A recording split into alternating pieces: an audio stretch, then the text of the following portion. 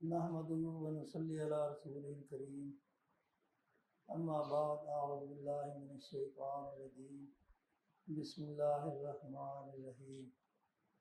ومنهم من عاهد الله لئن آتانا من فضله لنصدقن ولنكونن من الصالحين فلما آتاهم من فضله بخلوا به وتولوا وهم معرضون فعاقبهم نفاقا في قلوبهم إلى يوم يلقونه بما أخلفوا الله ما وعدوه وبما كانوا يكذبون ألم يعلموا أن الله يعلم سرهم ونجواهم وأن الله علام الغيوب۔ اللہ تعالیٰ نے اس سے پہلی آیات میں بھی منافقوں کی ان بری خصلتوں کا تذکرہ کیا جو ان میں پائی جاتی تھی، اور یہاں اللہ تعالیٰ اس بات کا تذکرہ فرما رہے ہیں کہ اسلام اور رسول اللہ صلی اللہ علیہ وسلم اور مسلمانوں کی ہجرت کی وجہ سے اللہ تعالیٰ نے مدینہ منورہ کو تجارت کا مرکز بنایا، اور جہاں اہل ایمان کو فائدہ ہوا وہاں منافقوں نے بھی تجارت کے ذریعے بڑا مال کمایا۔ تو اسی کا تذکرہ ہے کہ جب یہ تنگ دست تھے، ان کے پاس کچھ نہیں تھا، سواری کے لیے سواریاں نہیں تھی، کھانے کے لیے گزارے کے مطابق ان کے پاس غلہ نہیں تھا، تو یہ اللہ تعالیٰ سے دعا کرتے کہ اے اللہ، اگر تو ہمیں اپنے فضل سے مال و دولت عطا کرے گا تو مال و دولت عطا ہونے کے بعد پھر ہم بخل نہیں کریں گے، بلکہ اللہ تعالیٰ کے دین کی سربلندی کے لیے جہاں بھی مال خرچ کرنا پڑا ہم خرچ کریں گے۔ یہ اس طرح کی باتیں آج کل بھی لوگ کرتے ہیں، جب تنگ دست ہوتے ہیں تو بڑی لمبی چوڑی دعائیں کرتے ہیں اور اللہ تعالیٰ سے وعدے وعید کرتے ہیں، لیکن جب اللہ تعالیٰ اپنے فضل سے ان کے رزق میں کشادگی کرتے ہیں اور مال و دولت سے ان کو نوازتے ہیں تو پھر وہ اپنے تمام وعدوں کو بھول جاتے ہیں۔ اسی طرح اس وقت بھی لوگوں کی حالت یہی تھی، تو اللہ تعالیٰ نے اسی بات کا تذکرہ کیا ہے، کیونکہ یہاں یہ سورہ توبہ میں زیادہ تر اللہ تعالیٰ نے منافقوں کے اعمال و افعال کا اور ان کی بری خصلتوں کا تذکرہ کیا ہے۔ تو ان بری خصلتوں میں سے ایک بری خصلت یہ بھی تھی وَمِنْهُمْ مَنْ عَاهَدَ اللَّهَ لَئِنْ آتَانَا مِنْ فَضْلِهِ،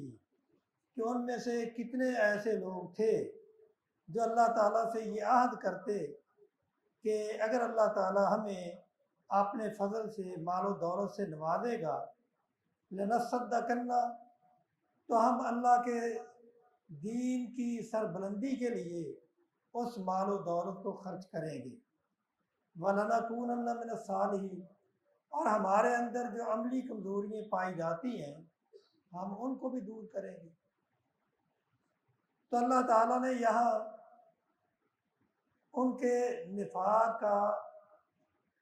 دو طرح کا جو نفاق تھا، ایک اعتقادی نفاق اور ایک عملی نفاق،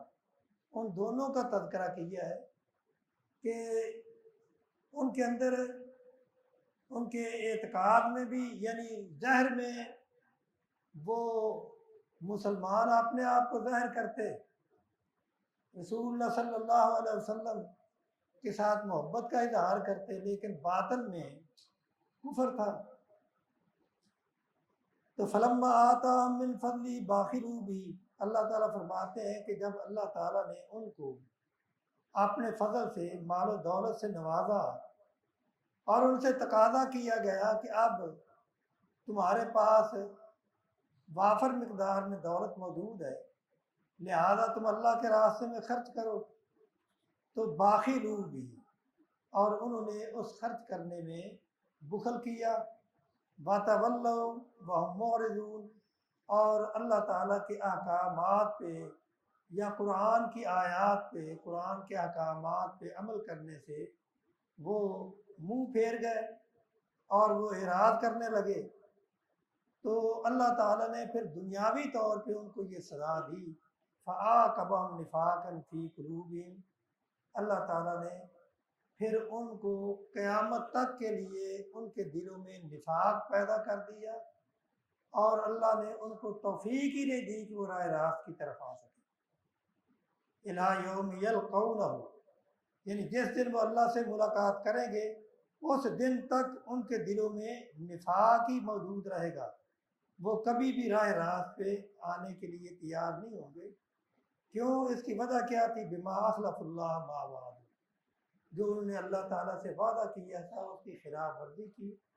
وبما كانوا یکذبون، اور وہ جھوٹ بولتے تھے۔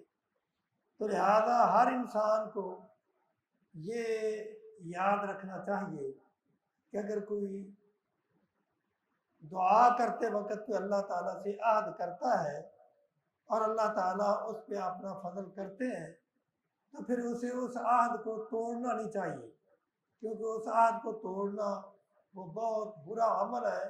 بلکہ اس عہد کو توڑنے کی وجہ سے اللہ تعالیٰ دلوں میں نفاق پیدا کر دیتے ہیں۔ الم یعلموا ان اللہ یعلم سرهم ونجواهم، کیا انہیں معلوم نہیں کہ اللہ تعالیٰ ان کی پوشیدہ باتوں کو بھی جانتا ہے، اور جو وہ مسلمانوں کے خلاف سرگوشیاں کرتے ہیں ان کو بھی اللہ تعالیٰ جانتا ہے۔ وَأَنَّ اللَّهَ عَلَّامُ الْغُیُوبِ، تحقیق اللہ تعالیٰ غیب کی باتوں کو جاننے والا ہے۔ یہ ہر انسان کو یاد رکھنا چاہیے، بلکہ ہر انسان کا یہ عقیدہ ہونا چاہیے کہ ہمارا کوئی عمل اللہ تعالیٰ سے پوشیدہ نہیں، ہم چھپ کے عمل کریں گے یا چھپ کے کوئی سازشیں کریں گے تو اللہ تعالیٰ کو ان سب کا علم ہے، اور ان سب کی سزا پھر قیامت کے دن ایسے لوگوں کو مل کے رہے گی، اور دنیا میں یہ سزا ہوگی ان کی بدعہدی کی کہ اللہ تعالیٰ ان کو یہ توفیق ہی نہیں دے گا کہ وہ راہ راست پہ آئیں، وہ اسی طرح اپنی زندگی دنیا کی بسر کریں گے، اور دنیا سے اسی طرح بغیر اصلاح کے اور بغیر توبہ کے چلے جائیں گے، اور آخرت میں کیا ہوگا؟ ان کے لیے جہنم کا عذاب منتظر ہوگا،